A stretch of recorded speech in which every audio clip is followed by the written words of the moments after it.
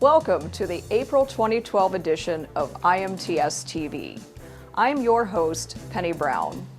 Today, we're featuring a sneak peek at the live car build that will take place right on the show floor at IMTS. For the IMTS visitors joining us today, we have a demo of My Show Planner, the interactive tool that will help you make the most of your show experience.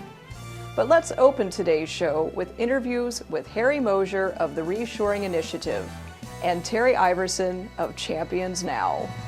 Could you go over some of the things that have been happening with your initiative in the last year? Actually, it's been great, much more than I and certainly than most people thought would happen. Probably the most exciting was on January 11th, meeting with President Obama at the Insourcing Forum. Insourcing is his word for reshoring. And so we had Obama, Biden, two or three cabinet-level officials, bunch of top business people, and discussed how to bring manufacturing back to the U.S. It was very exciting, and I believe that the administration is actually interested. Why? Because to the extent that we succeed, that's jobs, and if we bring jobs back, then he gets to keep his job. So I think we've got their attention. If we brought back 60% or 70% of the work that's offshore, do we have the manpower in the United States as far as, we know there's a shortage of skilled machinists and skilled people in the manufacturing trades. Is there in your mind a level that we could assume back into the country and still be comfortable to achieve that? So first, my objective for this, over some period of time, 10 years or so, is to balance the U.S. trade deficit, which is about $600 billion a year, and that translates to about 3 million manufacturing jobs. Now, they're not all tool and die maker precision machinists. Some are loader, unloader, floor sweeper. So we don't need 3 million high-skilled people, but we probably need 500,000, and that's a lot compared to what's available today. So if all of it came back today, we'd struggle. What would have to happen? People would have to buy more automation and more machine tools, and that'd be great. That's what IMTS is for. Second, we'd have to train more people. We have to train a higher quantity and quality of people. And I think there's a nice synergy here in that for reshoring to happen, we need a higher quantity and quality of skilled workers. And to get those people in to the industry, those individuals have to believe that manufacturing is coming back and that there will be jobs for them after they get the training.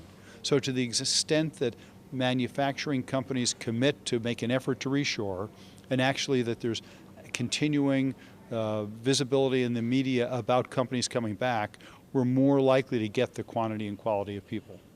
One of the things you mentioned and I found interesting was your calculator for determining true cost of whether you manufacture in another country.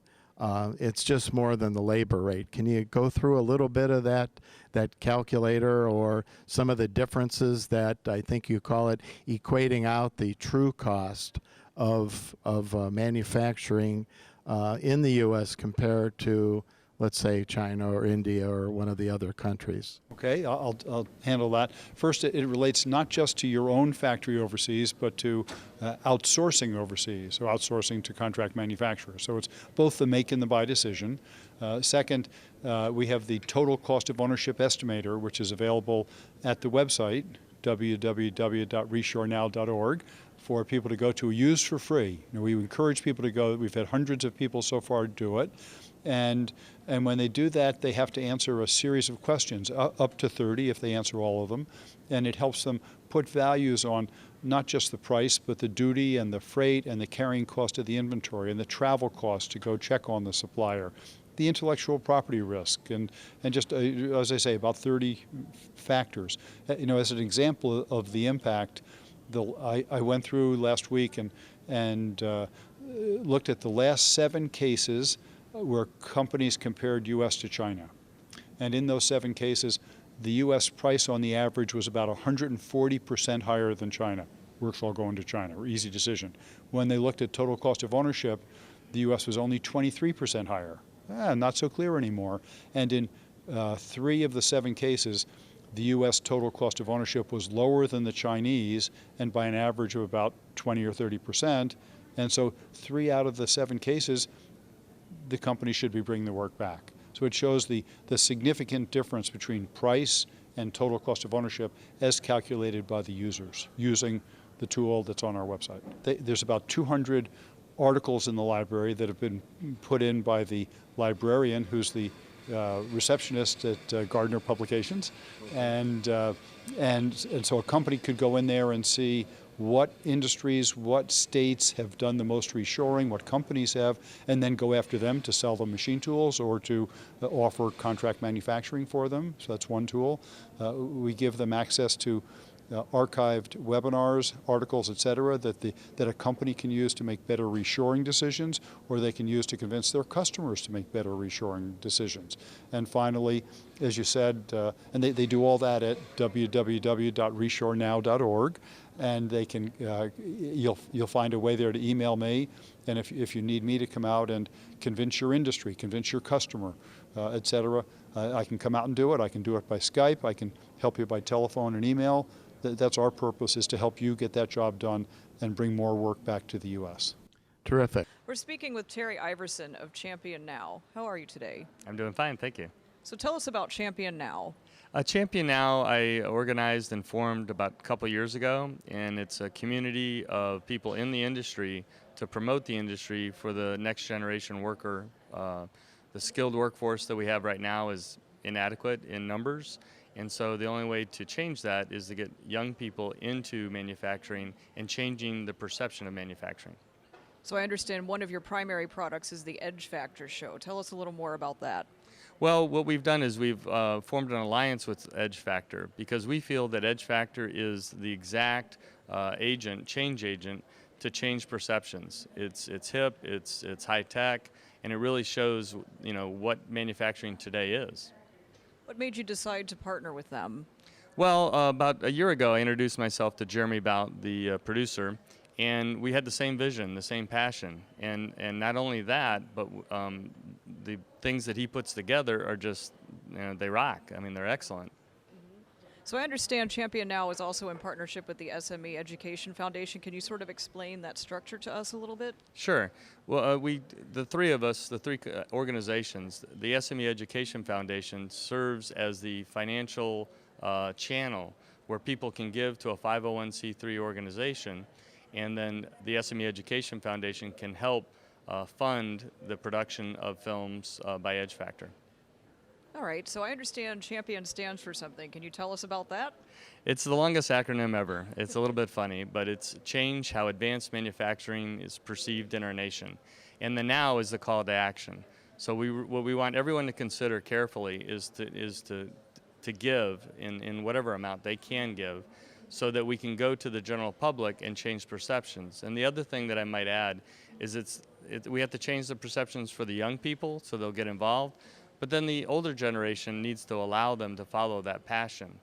So we also need the guidance counselors, the teachers, the workforce board personnel, the parents and the grandparents. We need to change their perceptions about manufacturing as well. So if someone wants to donate, what should they do? Well, I would go to the sme.org, look for the education foundations, or they can go to championnow.org. And we also have a film trailer, that will be on the championnow.org website. So Champion Now, you can learn a lot more about what the community is and what the movement is to gain momentum. So I would go there first. You can also go to edgefactor.com as well. Thank you, Terry. Thank you very much. This has been Penny Brown with IMTS-TV. Why do you need to attend IMTS? Because IMTS will provide you with new manufacturing technologies and ideas. The International Manufacturing Technology Show, or IMTS, is the largest manufacturing technology show in the Western Hemisphere. It's the best show to get ideas and find answers to your manufacturing problems, to see new solutions and demonstrations, and choose the best for your needs. You can compare technologies from around the world in one place and get the edge you need to stay competitive in your field in the future. More than 82,000 industrial decision makers, including many of your competitors, attend IMTS to get ideas and find answers to their manufacturing problems. Attend IMTS 2012 and dominate your competition. At IMTS 2012, attendees find ways to cut costs and generate more work. They know that to survive and succeed, they must keep up with technology to stay ahead of their competitors. Show after show, attendees tell us they get the answers they need. They see new technologies demonstrated, and they hear from world-leading industry experts. Who should attend IMTS? Everyone involved in manufacturing will benefit from experiencing the vast array of technologies available at IMTS. Executives building a business, decision makers involved in manufacturing equipment purchases, engineers who identify equipment needs, plant supervisors who will set it up, operators who use the equipment and know it better than anyone else. All staff members and suppliers you count on for new ideas. The International Manufacturing Technology Show is one of the largest industrial trade shows in the world, with more than 1,100 exhibitors and 1.1 million square feet. The 2012 show runs from September 10th to the 15th at McCormick Place in Chicago. Registration is open now. IMTS 2012. Be there.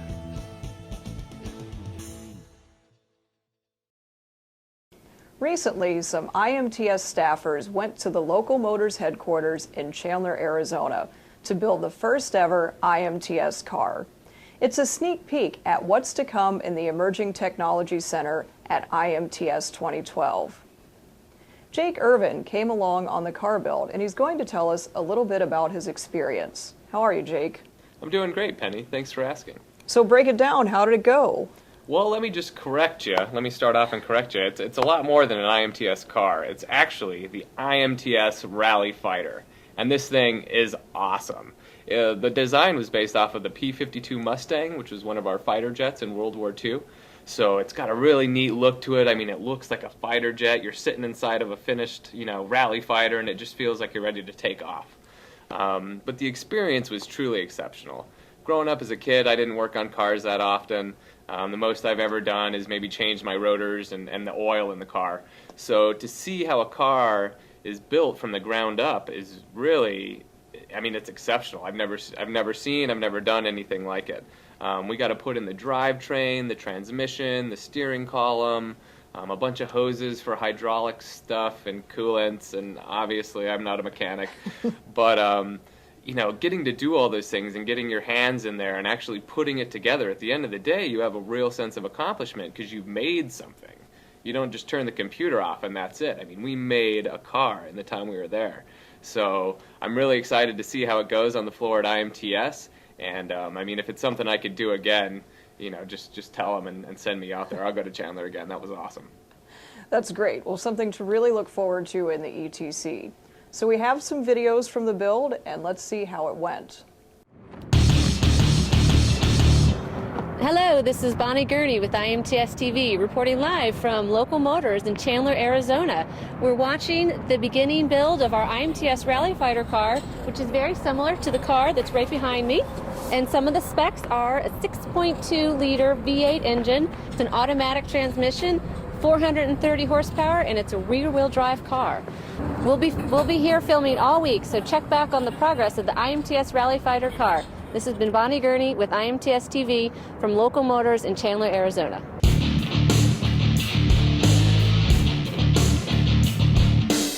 We're here for day 2 of the IMTS car build experience.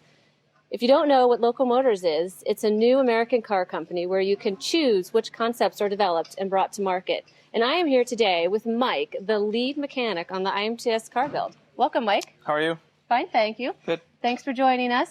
My pleasure. We wanted to find out how things are going on day 2 of the car build. Things are going pretty well. Day 2 is typically the day where we install all the suspension, so the front control arms, the shocks, the uprights, the brakes, and then we'll transition to the back. We'll do the rear axle, which they're completing right now. They're installing the center section of the rear axle. We'll eventually slide the axle shafts themselves in. We already have the control arms in place, ready to go. we'll wheel the rear axle over, and then we'll begin to install that. Thank you, Mike. I appreciate you taking a few minutes to chat with us today. Thank you. It's my pleasure. Thank you. All right. And speaking of the build team, I'm here with Travis Egan. He's publisher of Modern Machine Shop, and he has joined us as part of the IMTS build team. Hi. Welcome, Travis. Thank you. So how has the build been going for you? I've really enjoyed it. It's been a good experience. I've learned a lot. I didn't know too much about putting cars together or repairing vehicles, and I've learned quite a lot this week. Great. And so far. So what do you think the IMTS community is going to think of the IMTS Rally Fighter car? I think they're going to love it. Put together about, I don't know, there's hundreds of parts in this car that are precision machined, and if any of those parts fail at any time, there's a lot of work that goes into taking everything apart and putting it back together again. Everything has to be in the right spot. I've learned a lot about just the precision need for precision parts as part of this experience. So I think they'll appreciate it and they'll really enjoy it. So what made you want to be part of the IMTS build team? I was familiar with Local Motors and the whole community aspect of putting the car together and coming up with the concept for the vehicle through some other experiences. And gosh, to have an opportunity to experience something like this, it's really an experience of a lifetime. So I was real happy to have the opportunity. Well, we're glad you joined us. I think you made the team even more fun. So, one of those personalities. Yes. Well, thank you, Travis. We appreciate it. Thank you. We're finishing up at the end of day 2 on the build of the IMTS Rally Fighter car. We've made a lot of progress. It just doesn't look like it right now. They installed the front and rear suspension, including the upper and lower control arms, shocks, and sway bars. They also installed the rear axle, the starter, the catalytic converter, steering rack, and the emergency brake. Now, if they would just install the wheels, maybe I can take this thing for a spin. Hey, Mike, do you think I can drive this thing tomorrow? You know, I can't drive this without a steering wheel. When's the steering wheel going to be put in? And the pedals. What about the pedals? And the mirrors. Oh, Mike, when am I going to get the key to this car so I can drive this thing? Hi, this is Jake Irvin with AMT. I'm part of the build team here at Local Motors in Chandler, Arizona. We're building the IMTS Rally Fighter car, as you can see behind me. Now, you might notice that we've taken out some of the body pieces. We're doing some mods on those, and we're going to get them back in here. I'm going to go ahead and strap the camera on my head so you guys can get a bird's eye view of what's going on in the shop and what we've done with the Rally Fighter. So here we go. All right, so here's the Rally Fighter. You can see the transmission in there, the exhaust down there. We had some pieces in, but like I said earlier, we're doing some mods on those. Putting in the gas pedal, we're putting on the headlights. You know, we've done a bunch of riveting today. We'll get the suspension hooked up later on, but we're just, you know, we're getting there. We're pretty close to being done with this car. Over here is our tool bay. You can see Local Motors is only using the best tools. And then if we continue on down the shop floor here, here's another car that they're producing, but you can see it's a little further along. You got the front end on here, and you got the headlights and the grille all mounted. The suspension's hooked up, and this puppy's about ready to go. So if we continue further down the line, here at Local Motors, we're going to see another car. Now, the user or the guy who's purchasing the car, or whoever's purchasing the car, can make whatever modifications he wants. So that's why you'll see it'll be a little different than the other one we were looking at. But all in all, it's part of the same process, and they produce cars here all the time. And they're working on the Rally Fighter right now. Here's the body, just a stripped-down body, but you can see all the structural integrity. I mean, look at that center joint there with all the bars. You can see the round bar, and they got the square bar going in there to really make it structurally sound. Here at Local Motors, they really incorporate the engineering with the design side of it so that it really comes together without too many hiccups. And then over here, you can see the guys working on a car that's just about finished. They do great work here. I mean, that thing looks amazing. So, hey, it's Jake Irvin from AMT back at Local Motors in Chandler, Arizona on the IMTS Rally Car Fighter build. I'm a build team member, and aside from doing the Facebook and YouTube updates, I really want to get in and be part of the action. So let's see if the guys need any help. Hey, why don't you install a rear view mirror? That goes in the rear of the car, right? Hey, Mick. Hey. I got the rear view. Where do we install this puppy? Right here? Typically it goes on the windshield. You might want to try that, but it's nice to see you. Oh, right. The windshield. Bye-bye. A wise man once told me, when you find yourself in a hole, to quit digging. But I don't know what building a car has to do with gardening, so I'm going to install the emergency brake. Oh, hey, Russ. How you doing, man? How's it going, Jake? It's going great. We're going to install the emergency brake right here in the middle, right? I'm not entirely sure that's where that goes. Okay. Maybe I'll consult the manual. Yeah, that's probably best. Thanks for nothing, Russ. So I haven't had the best luck with the rear view or the emergency brake. So I'm going to go ahead and try to change the oil filter. Let's give it a shot. All right. There's the engine. Okay, I found that, and got the mounting bracket, and where is that thing? I think I got it. Yeah. I don't know if that's the oil filter, but I'm about a quart low. Well, I think I'm a real asset to the build team here. Hey, Ben, anything else I can help you guys out with? Why don't you go for a beer run? I messed that up too. I get it. All right, guys. Well, thanks for helping us build a car, and we'll see you at IMTS. Well, welcome back to Local Motors. It's day 5 of the IMTS Rally Fighter build, and as you can see, we've made a lot of progress here.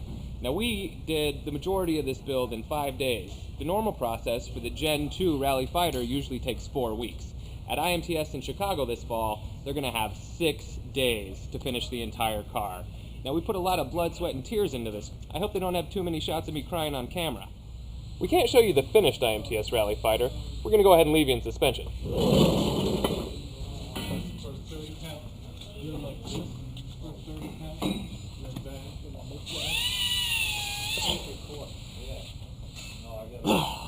Boy, am I getting tired. It's the end of our build time for the IMTS Rally Fighter, and you can see behind me we're almost done with the car. There's just a few details to take care of, and the crew at Local Motors is going to do that for us. They're going to go ahead and put in some chairs and put the skin on this puppy. So that's a wrap. From the IMTS Rally Fighter build team here at Local Motors in Chandler, Arizona, we're exhausted. And we'll see you in Chicago this fall at IMTS 2012. The winner of the first ever IMTS 2012 Rally Fighter Graphic Car Skin Competition is Heather True, Marketing Assistant Graphic Designer at Big Kaiser Precision Tooling Incorporated.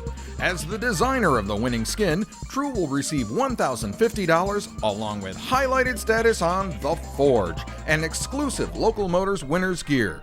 Congratulations, Heather! Bringing us the news headlines this month is Jake Irvin. How are you today, Jake? I'm great, Penny. Thanks.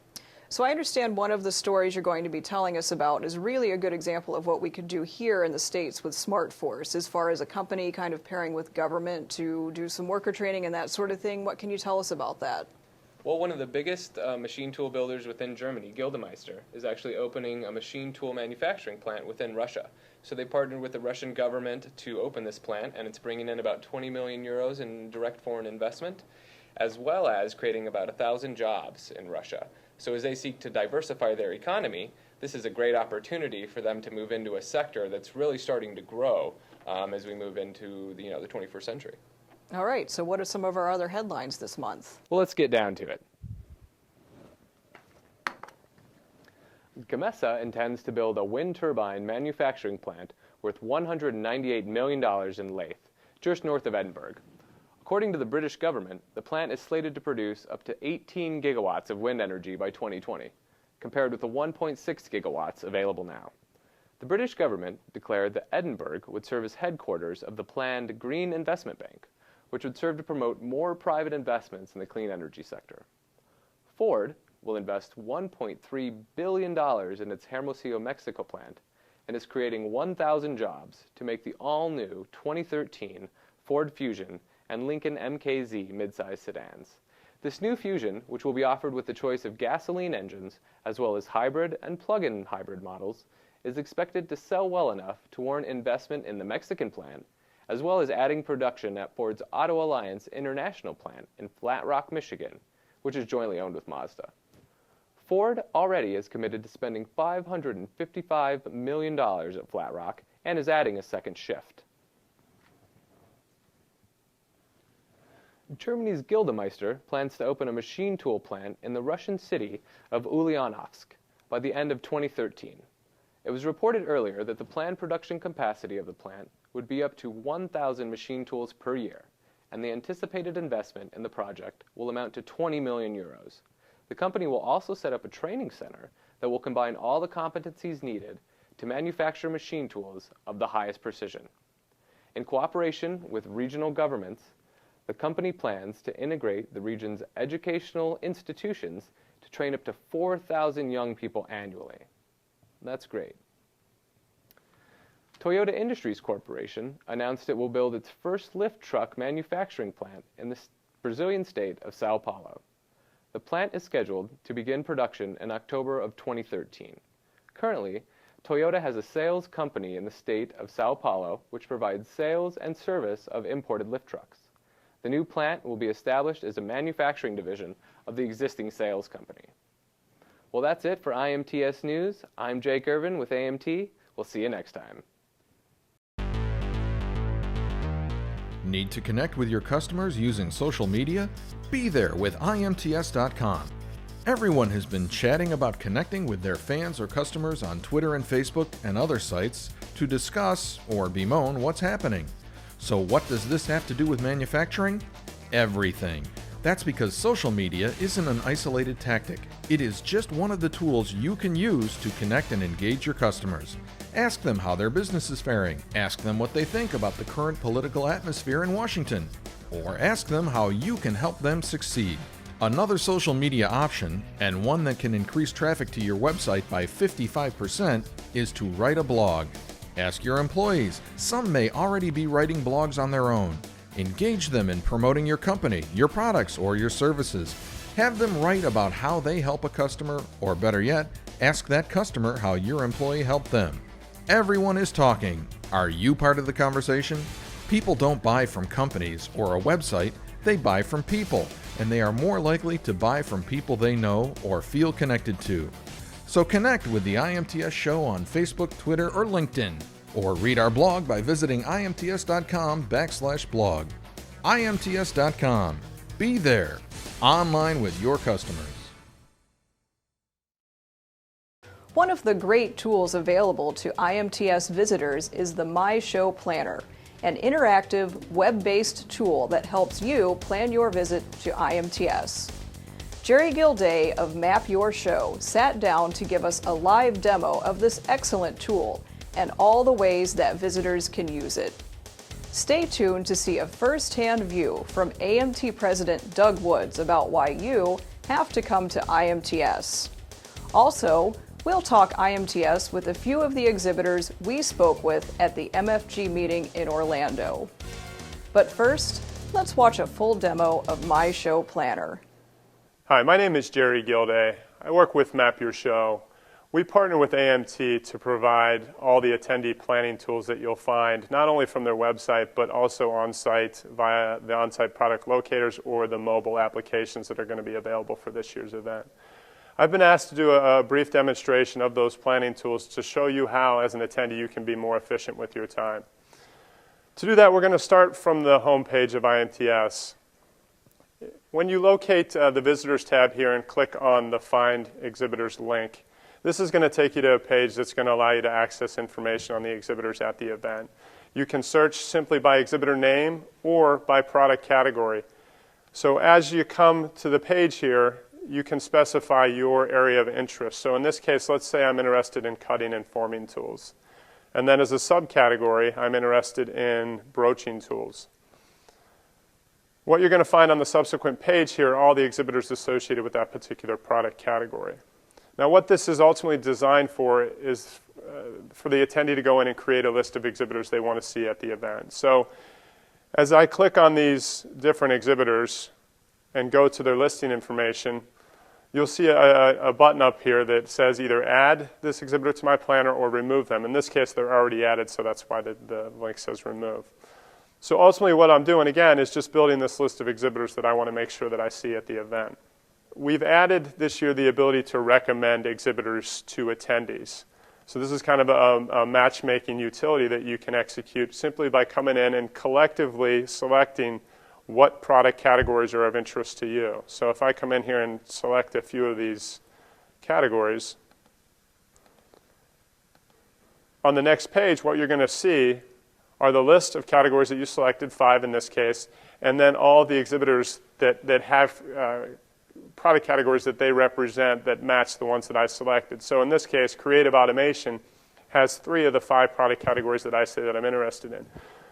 Another nice feature associated with the planner is the ability to add notes related to exhibitors. So as you come down and see your lists of exhibitors you want to visit, you can simply click the Add button and create your note associated with that exhibitor. Now that stays with the exhibitor and is accessible whether you're online here or from the mobile app, which we'll talk about in just a second. All of this information is also associated with an interactive floor plan. So I'll show you that simply by clicking on the booth number for this particular exhibitor. At this point, you're going to be taken to the floor plan. It's going to bring up the facility overview of McCormick and then drop into the hall where that exhibitor is located and show you their location on the map. Now looking at this floor plan, you're going to notice a couple other things. You're going to see a lot of booths with green boxes around them. These are the other exhibitors that I plan to visit at this particular, within this particular hall. So you can continue to create and add or update your agenda simply by clicking on the Add to My Show Planner. I also want to point out, though, that all the same searches that I showed you just a second ago are available from the interactive floor plan as well. So if you want to search for exhibitors by name or product categories or pavilions, you can do all of that right from within here. You can also access any information associated with your planner simply by scrolling over the tab and then selecting My Exhibitors in this case.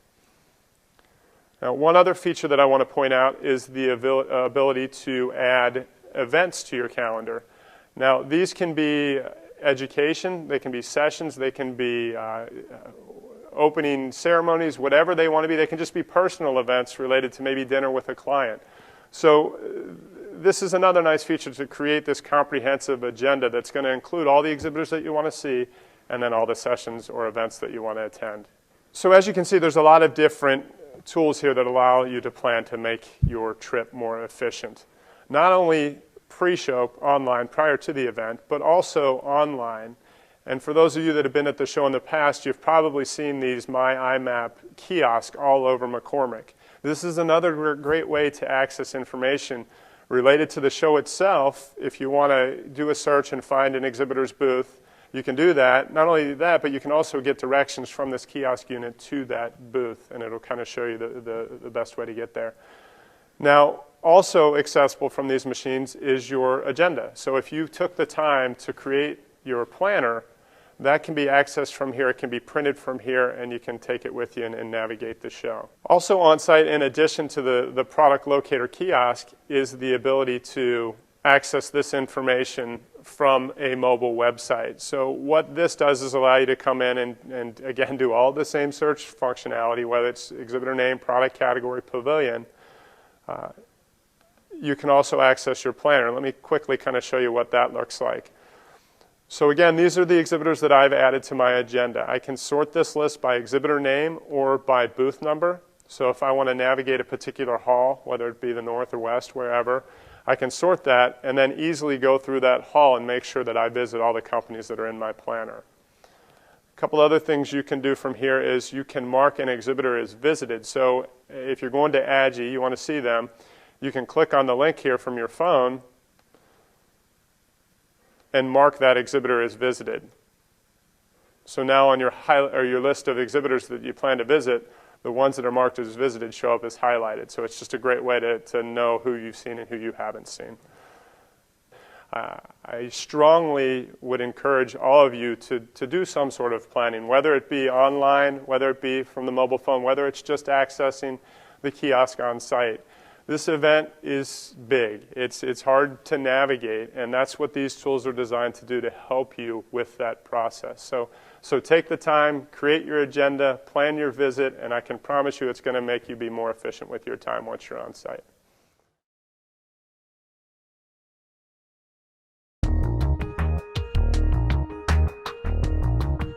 Are you ready? Are you ready to move ahead of your competition? Ready to see and touch the technologies that will push your business beyond where it's gone before?